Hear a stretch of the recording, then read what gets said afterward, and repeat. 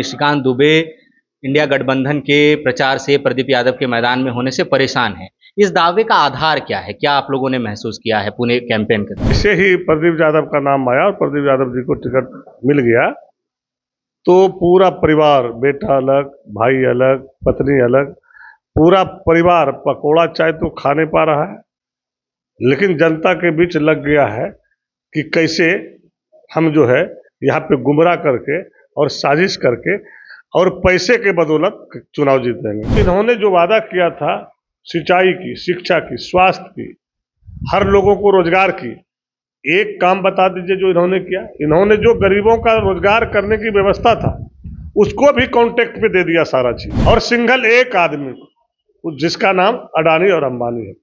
तो आप समझ रहे हैं कि दो गुजराती मिलकर देश चला रहा है। जिस तरह से हवाई बात करता था मोदी जी ने, वही उन्हीं का न चला है। ये दोनों गुजराती के हाथों ये बिक चुके हैं, और जो कॉर्पोरेट मोदी जी ने चला रहे हैं, अमित शाह जी ने चला रहे हैं, वही कॉर्पोरेट निशिकांत जी ने चला रहे हैं। इस बार तो वो संविधान को ही खत्म कर देगा कि ताकि यहाँ चुनाव हो ही नहीं, एक व्यक्ति चाइना के तरह राज करे। देश उस ओर ले जा रहा है। नमस्कार, द फॉलो अप देख रहे हैं आप। झारखंड की 3 लोकसभा सीटों पर अंतिम चरण में मतदान होना है, राजमहल, गोड्डा और दुमका। इसमें से गोड्डा बहुत महत्वपूर्ण है क्योंकि यहाँ पर इंडिया गठबंधन जो है पिछले 3 टर्म से बीजेपी का किला नहीं भेद पाई है। निशिकांत दुबे 2009 से ही लगातार जीत दर्ज करते आ रहे हैं। यहाँ पर इस बार कांग्रेस पार्टी की तरफ से प्रदीप यादव मैदान में हैं और इंडिया गठबंधन यानी आरजेडी, कांग्रेस और झारखंड मुक्ति मोर्चा एकजुट होकर चुनाव लड़ रही है, ताकत झोंक रखा है। इस वक्त हमारे साथ झारखंड आरजेडी के प्रधान महासचिव और गोड्डा विधानसभा से पूर्व विधायक संजय प्रसाद यादव हैं। इस बार आरजेडी लगातार जो है मिलकर चुनाव लड़ रही है और मजबूती से। पलामू एक सीट था जहां पर आप लोगों ने ताकत झोंकी, वहां पर मतदान हो चुका है। गोड्डा में क्या स्थिति है?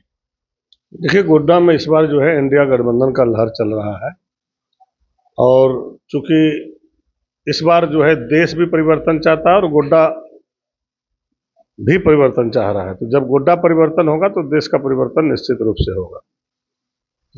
जो आप लोग का इंडिया गठबंधन का जो दावा है इस बार कि इस बार मुकाबला जो है टक्कर का, एक तरफा नहीं है, और निशिकांत दुबे इंडिया गठबंधन के प्रचार से प्रदीप यादव के मैदान में होने से परेशान है।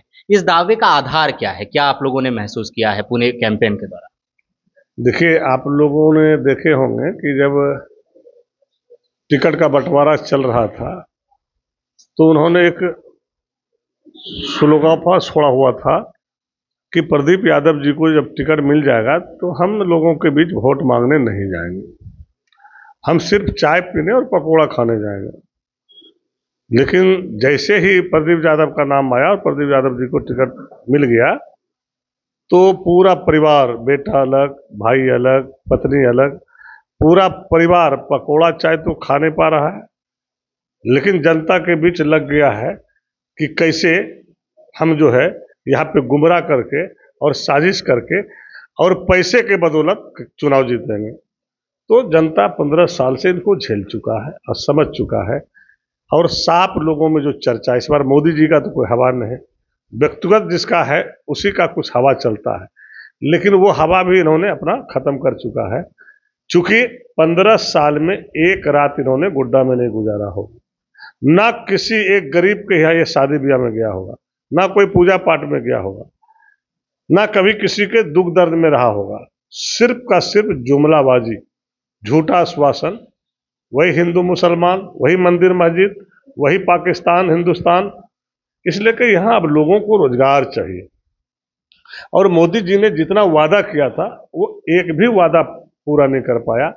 आप लोगों ने ही दिखाते थे कि मोदी जी ने कहा था 2014 में कि मेरी सरकार बनेगी तो लालू यादव ने जो चारा खा करके विदेश में रखा है पैसा, वो काला धन लाएंगे और सभी गरीब के अकाउंट में 15-15 लाख रुपया देंगे। तो आज गरीब जग चुका है और हिसाब मांग रहा है कि लालू जी ने काला धन कितना रखा था, क्यों नहीं अभी तक बताए आपने?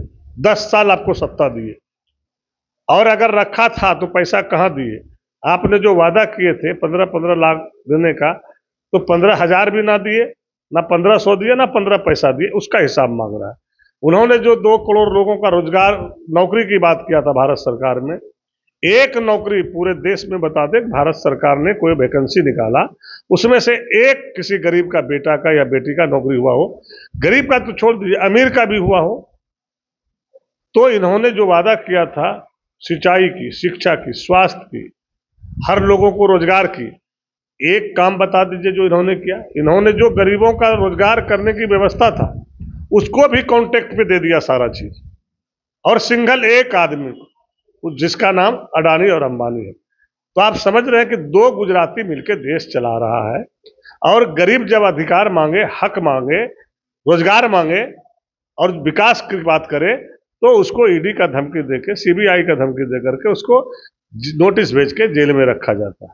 वही कल घाघरा बांध में कल सभा थी निशिकांत दुबे की। उन्होंने कहा कि अडानी का नाम लेकर मुझ पर निशाना साधा जा रहा है, मैंने फैक्ट्री लगाई। वो कह रहे हैं कि स्थानीय लोगों को रोजगार वहां मिल रहा है। कह रहे हैं कि अगर इतनी गलत बात है तो फिर प्रदीप यादव गोड्डा में जहां पर भी कोई भी उपक्रम बना है, कोई भी छोटी पुलिया बनी, मंदिर बना, वहां पर प्रदीप यादव जो है अपने नाम का बोर्ड लगा रहे हैं। तो फिर सार्वजनिक मंच पर आलोचना करने का या उनको अपशब्द कहने का क्या मतलब? देखिए, उन्होंने जो बात बोला कि हमने फैक्ट्रियां लगा दी, डिस्ट्रिक्ट लगा दी, हम ये बता रहे हैं कि उससे फायदा किसको है? गोड्डा के एक लोग वहां सर्विस कर रहे हैं। गोड्डा के लोगों को उस समय सर्विस दिया जब उसको जमीन लेना था, गोड्डा का शोषण करना था, ये गर्म हवा खिलाना था। तो उस समय लोगों को, चूंकि गरीब लोग हैं, बहका करके, जुमलाबाजी करके, लालच दे करके लोगों को ज्वाइन करवाया। लेकिन अभी सारे के सारे लोगों को निकाल दिया। आप देख लीजिए उस जगह आसपास, आज ये अगर बिजली प्लांट लगना था तो कहाँ लगता है? टापू एरिया में, पहाड़ी इलाका में, नदी के किनारे। आज इतनी घना आबादी में ये प्लांट को यहाँ लगा दिया, इसका गर्म से कौन मरेगा? इसकी जो गर्मी निकल रहा है इससे कौन मर रहा है? तो और जो बात विकास की करता है, कहता हम रेलवे ला दिए। रेलवे उन्होंने लाया। रेलवे तो लालू यादव जी जब रेल मिनिस्टर थे और गोड्डा के लोगों ने आंदोलन किया था, उस समय लालू यादव जी ने यहाँ के रेलवे को सैंक्शन दिया था। और इतना देर क्यों हो गई? फिर जब मैं 2014 में सांसद बना, उसके बाद निर्माण कार्य शुरू हुआ, मैंने बजट सैंक्शन कराया, बजट में लेकर आया, हाईवेज की बात कर रहे हैं, वो एम्स की बात कर रहे हैं, एयरपोर्ट की बात कर रहे हैं। भाई आप ये जान लीजिए, बजट की बात जो उन्होंने करा है, 2014 में सांसद नहीं बने, वो 2009 में ही बने, और लगातार 9 से जो है आज 24 तक वो है। और बजट तो ये दायित्व बनता है कि कोई भी योजना अगर सैंक्शन बन जाता है, तो हम ही विधायक थे तो जो योजना हमने पैसा दे दिए विधायक कोटा से, या जो योजना हमने सैंक्शन करा दिए और हम फिर विधायक नहीं रहे, तो जो विधायक बन गया उनका दायित्व बनता है ये काम कराना। जनता ने इसीलिए कि चुना ही है उसको। लेकिन सैंक्शन किया किसने था? हाँ, निशिकांत जी ने एक अच्छा काम किया। जो गोड्डा को रेलवे लाइन लालू जी ने सैंक्शन किया, तो इन्होंने एक बहुत बढ़िया काम किया कि गोड्डा अडानी पावर में कैसे रेलवे लाइन जाए, उसका कोयला अडानी प्लांट तक कैसे पहुंचे, उसका रेल लाइन जरूर बिछवाया। ये काम उन्होंने किया है। हम आपको पूछना चाहते हैं, जो एयरपोर्ट की बात करता है, एयरपोर्ट पे ये इलाका पूरा का पूरा गरीब और किसान इलाका, लोगों को बंबई, दिल्ली, कलकत्ता जाने के लिए, बंबई कमाने के लिए जाने के लिए ट्रेन का पैसा नहीं जुटता है, तो वो प्लेन पे चढ़ के कहाँ जाएंगे? व्यवस्था उसकी होना चाहिए। यहाँ रोजगार की व्यवस्था होना चाहिए, यहाँ सिंचाई की व्यवस्था होना चाहिए, यहाँ शिक्षा की व्यवस्था होना चाहिए, यहाँ स्वास्थ्य की व्यवस्था होना चाहिए। ये तो नरादत है। कहीं एक काम बता दे। सांसद जी ने हमको इतना बता दे कि 15 साल में सांसद कोटा से अगर एक किसी गरीब का या दलित के गांव का या गरीब ब्राह्मण के गांव का, हमारा राजपूत भाई के गांव का एक योजना बता दे कि 1 लाख रुपया का अगर उस गांव में कीचड़ है तो वहां नाला बनवा दिया हो, पीसीसी ढलाई किया हो। आखिर 75 करोड़ रुपया सरकार ने दिया गरीब जनता का काम करने के लिए, और जनता आज हिसाब मांग रहा है कि जुमलाबाजी नहीं चलेगा। आपको लगातार 15 साल मौका दिए, और जो व्यक्ति ना किसी के शादी ब्याह में आवे, ना कभी पूजा पाठ में आवे, उस व्यक्ति से उम्मीद क्या रखे? 15 साल में बता दे।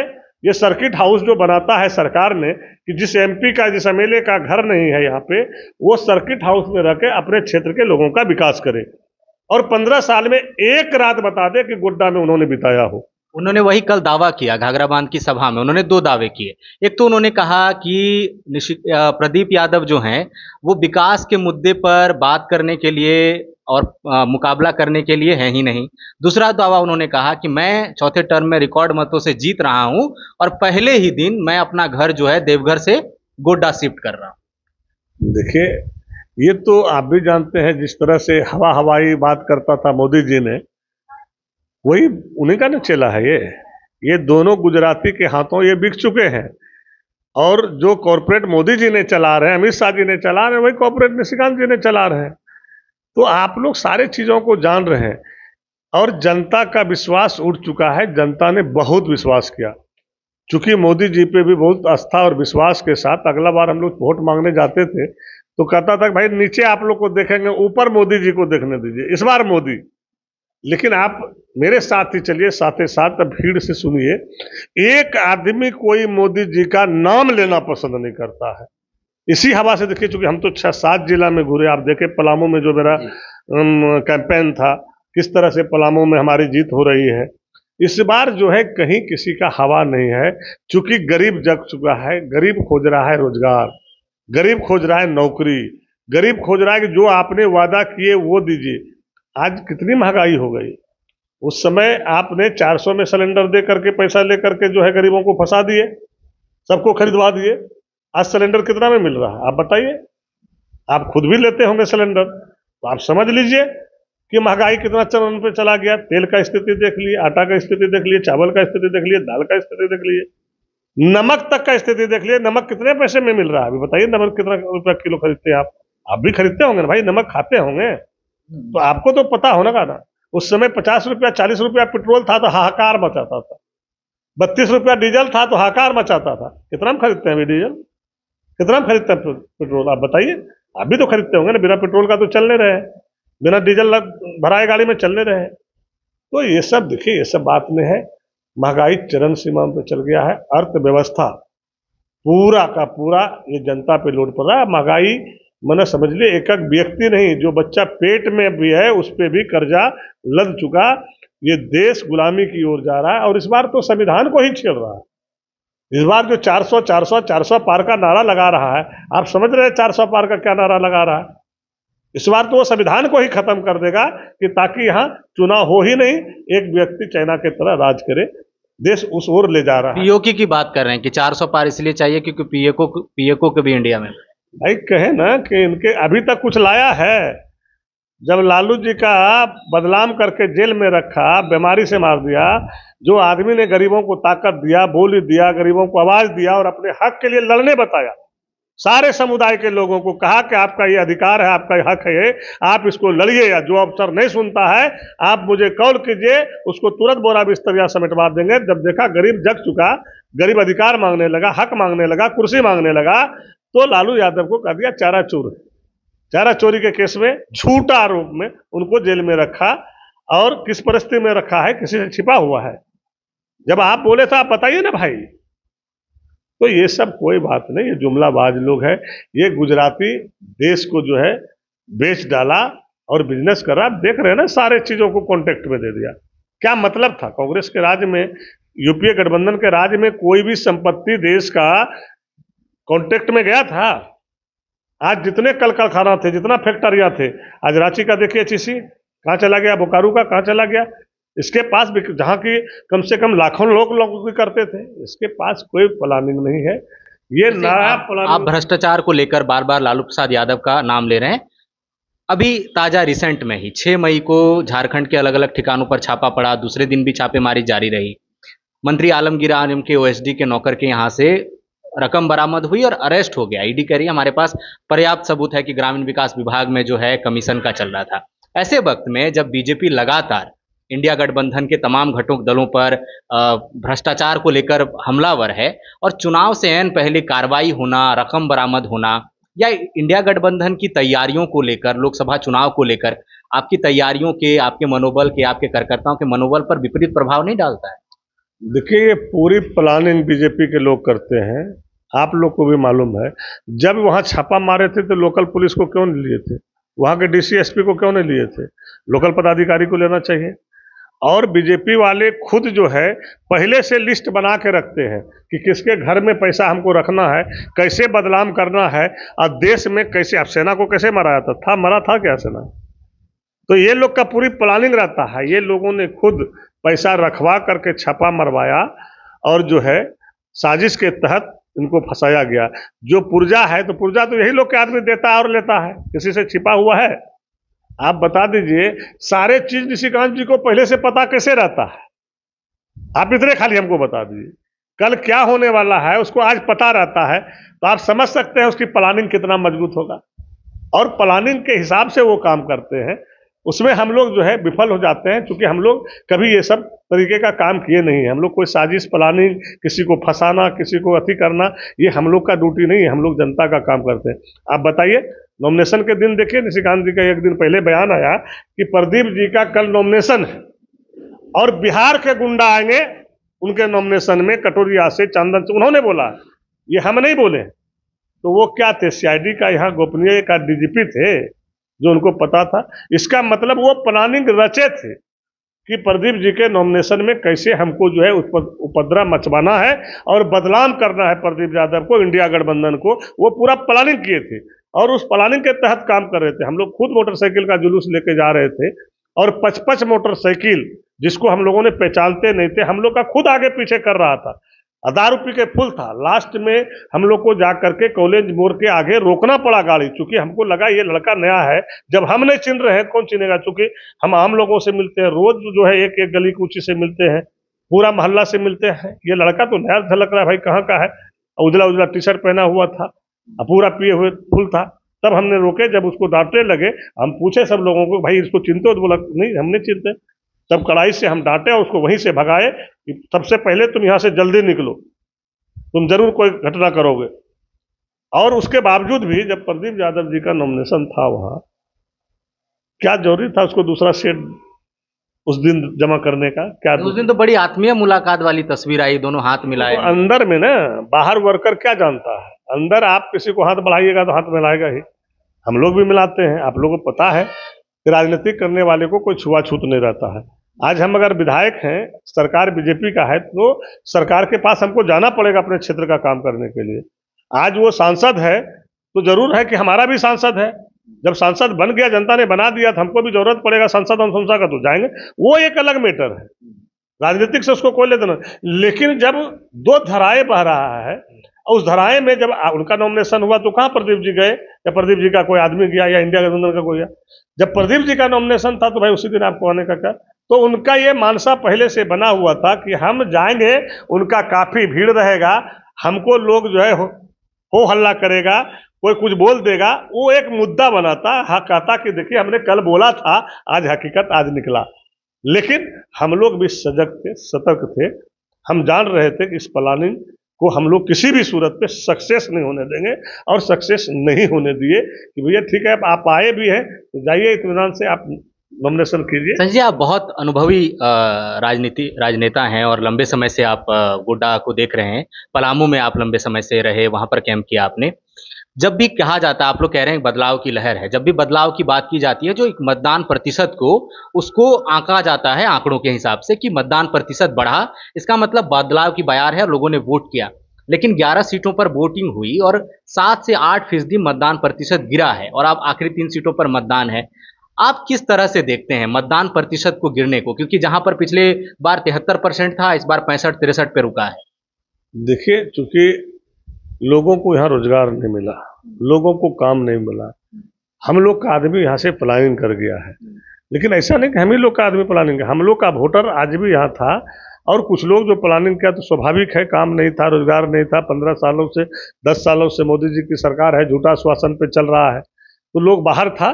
लेकिन इसमें भी जो वोट पड़ा है तो समझ लीजिए 40 से 45% वोट इंडिया गठबंधन को मिला है।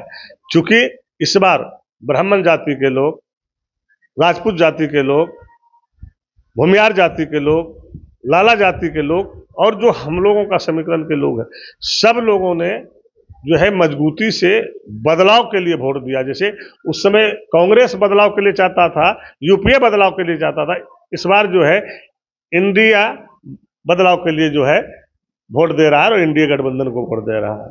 शुक्रिया सर, पूरी बातचीत। धन्यवाद।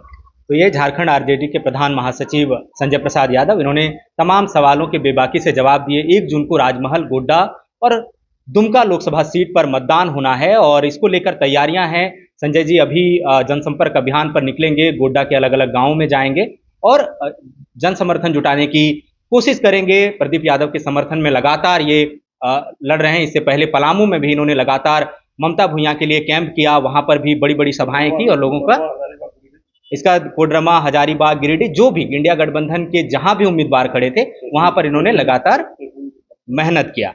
तो और तेजस्वी यादव की भी सभाएं हैं। उम्मीद है कि आज है कि मतदान को लेकर तेजस्वी की सभाओं में भी आप साथ हैं। हाँ, हम हर जगह जो है तेजस्वी जी के सभा में साथ हैं और इस बार जो है एकदम बदलाव का लहर है और खास करके नौजवान युवा, जिस तरह से तेजस्वी जी ने बिहार में 17 साल बनाम 17 महीना में 5 लाख लोगों को नौकरी दिया, ये लोगों को विश्वास हो गया कि तेजस्वी यादव जो बोलता है वो करता है। और जिस तरह झारखंड में भी उन्होंने आश्वासन दिया है, तो निश्चित रूप से जो भावनपुर में उन्होंने अपने भाषण के दरमियान कहा कि हर महिला को जो है हर महीना 8,500 रुपया मिलेगा और रक्षाबंधन के समय पूरे के 1 लाख रुपया सालाना हो जाएगा।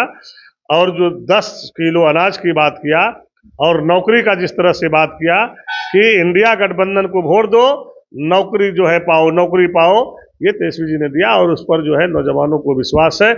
यहाँ के युवा सारे, युवा का गार्जियन सारे जो है तेजस्वी जी के बातों को ध्यान में रखा है और इंडिया गठबंधन के पक्ष में प्रदीप यादव जी को 1 तारीख को 2 नंबर छाप में वोट दे करके हाथ छाप में भारी मतों से जीताएगा, यही हम आपको विश्वास दिलाते। चलिए, बायोम मेडिकल प्रिपरेशन का एकमात्र संस्थान जहां है complete digital classrooms, individual doubt counters, video lectures, student tracking system, library facility, 100% result oriented rankers batch, study package and class notes in PDF।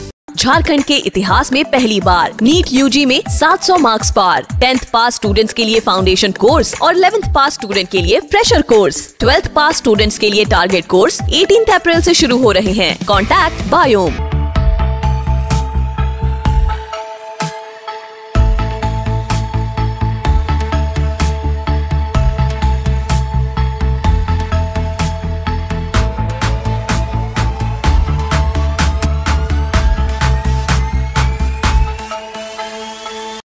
thefollowup.in. Like, share, and subscribe. www.thefollowup.in